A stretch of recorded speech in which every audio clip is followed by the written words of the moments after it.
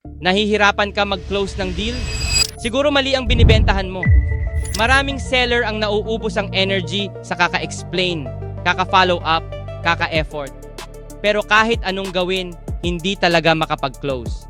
At kadalasan ang iniisip nila, baka mali ang script ko, baka mahal ang presyo, baka kulang ako sa confidence.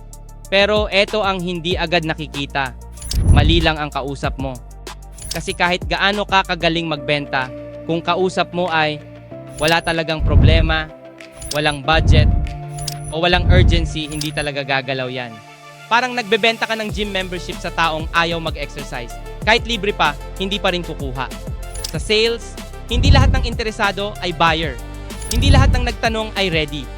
Kapag mali ang target market mo, mapapagod ka kakahabol, mapipilitan kang mag-discount, at mararamdaman mong parang ang hirap-hirap ng selling.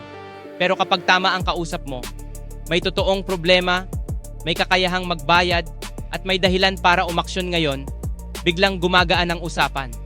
Mas konti ang explanation, mas konti ang pamimilit, mas mabilis ang desisyon.